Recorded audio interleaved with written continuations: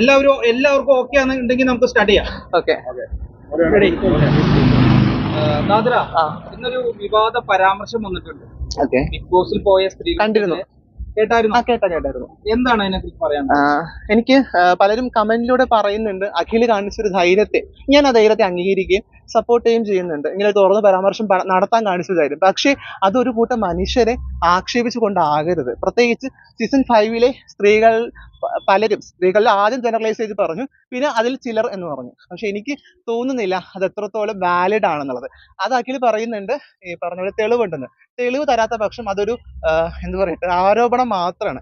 അതിനെ ആ ആരോപണം എന്തെങ്കിലും തെളിവായിട്ട് വരുന്ന സമയത്ത് നമുക്കത് വിശ്വസിക്കാം. അതിനപ്പുറത്തേക്ക് അഖിലല്ല അത് പറയേണ്ടതും, നേരെ മറിച്ച് അതിൽ ബന്ധപ്പെട്ട സ്ത്രീകളാണ് വിഷയം സംസാരിക്കേണ്ടതും. പക്ഷെ ഇത്രയും പറയാൻ കാണിച്ച ധൈര്യം എന്തുകൊണ്ട് ആ വ്യക്തികളുടെ പേര് പറയാൻ കാണിക്കുന്നില്ല എന്നുള്ള സങ്കടം കൂടിയുണ്ട്. പ്രത്യേകിച്ച് ഏഷ്യനെറ്റിലെ ആരുടെയൊക്കെ ഉള്ളിലൊരു ഇതുള്ളത് പോലെ, ഗ്രഡ്ജ് ഉള്ളത് പോലെ സംസാരിക്കുന്നുണ്ട്. എന്തുകൊണ്ട് അവരുടെ പേര് സധൈര്യം തുറന്നു പറയാൻ അഖില ഒരു തയ്യാറെടുപ്പ് കാണിക്കുന്നില്ല എന്നുള്ളൊരു സങ്കടവും കൂടിയുണ്ട്. കാരണം എനിക്ക് നിരന്തരം എന്റെ പേഴ്സണൽ മെസ്സേജിലേക്ക് നീയല്ലേ ആ ഏഷ്യനിലെ ആളുകളുടെ കൂടെ പോയതെന്നുള്ള കമന്റുകളും മെസ്സേജുകളും എനിക്കുണ്ട്.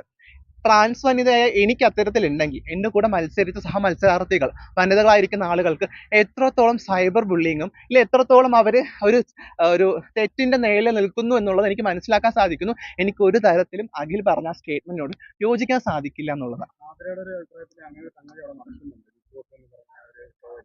ഈ പറഞ്ഞ കണക്ക് ഇതിന് പിറകെ ഇത്തരം വിഷയങ്ങൾ നടന്നതായിട്ട് മുൻകാലങ്ങളിൽ ഞാൻ കേട്ടിട്ടുണ്ട്. പക്ഷെ എന്റെ മുന്നിൽ അത് തെളിവടക്കം ഇല്ലെങ്കിൽ അത്തരം വിഷയങ്ങൾ ഒരു കൃത്യമായ രീതിയിൽ ഞാൻ ഇത് വിശ്വസിക്കുന്നു എന്ന രീതിയിലേക്ക് എത്താനുള്ള എന്തെങ്കിലും കാരണം എനിക്കുണ്ടായില്ല. പലപ്പോഴും ഇത്തരം വിവാദങ്ങളിൽ വരുന്ന സ്ത്രീകൾ അത് ചിലപ്പം അവർ തുറന്നു പറയാത്തോടത്തോളം കാലം അതൊരു കൺസേൺ ആണ്.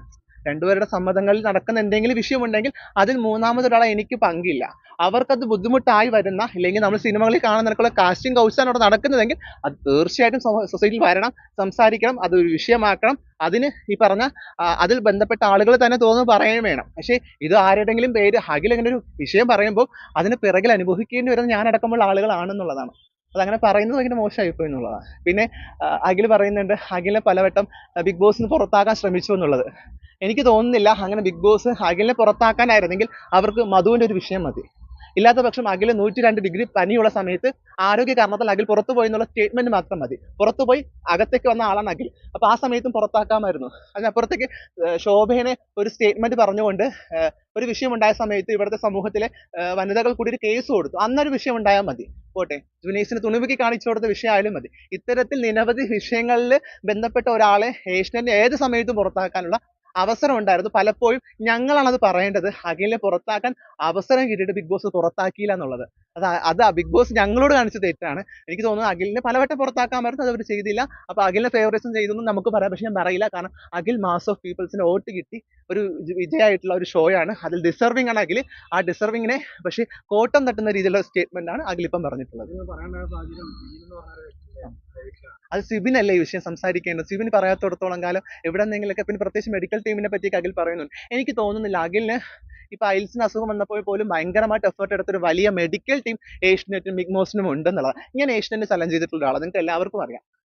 വേറൊരു ആളുടെ ഒരു കമ്മ്യൂണിറ്റി വയലേഷൻ സ്റ്റേറ്റ്മെന്റ് വന്നപ്പോൾ ഞാൻ അതിനെ ചലഞ്ച് ചെയ്യുകയും അതിനെ ഭയങ്കരമായിട്ട് എതിർത്ത ഒരാളാണ്. പക്ഷേ ഇത്തരം നിലവാരമില്ലാത്ത കമന്റുകളെ എനിക്ക് നോക്കി കണ്ടില്ല എന്ന് നടിക്കാൻ പറ്റില്ല. കാരണം അവിടെ കൃത്യമായ ഒരു നല്ല കരുത്തുള്ള ഒരു മെഡിക്കൽ ടീം, അത് ഒരാളല്ല, രണ്ടുപേരല്ല, ഒരു വലിയ കൂട്ടം മനുഷ്യർ വളരെ ഷിഫ്റ്റിംഗ് കൂടെ അവിടെ പ്രവർത്തിക്കുന്നുണ്ട്. അതുകൊണ്ട് അതൊരു മെഡിക്കൽ ടീമിനെ ആക്ഷേപിക്കുന്നതിനോട് എനിക്ക് വിയോജിപ്പുണ്ട് എന്നുള്ളത്.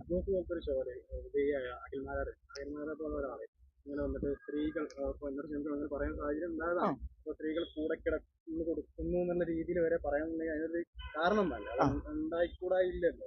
ചിലപ്പോൾ ഉണ്ടാകാം. അഖിലിന്റെ ഭാഗത്തേക്ക് ആ തെളിവടക്കമുള്ള വിഷയങ്ങൾ വന്നിട്ടുണ്ടായിരിക്കാം. പക്ഷേ അത് പറയുമ്പോൾ സദൈവം അത് പേരെടുത്ത് പറയാനോ ഇല്ലെങ്കിൽ ഇന്നൊരു വ്യക്തിയോ അല്ലെങ്കിൽ അങ്ങനെ ഒരു വ്യക്തിത്വം ഒരു വ്യക്തി എന്ന രീതിയിലെങ്കിലും പറയാമായിരുന്നു. പക്ഷെ ഇത് ഒരു കൂട്ടം ആളുകളെയല്ലേ അത് ബാധിക്കുക.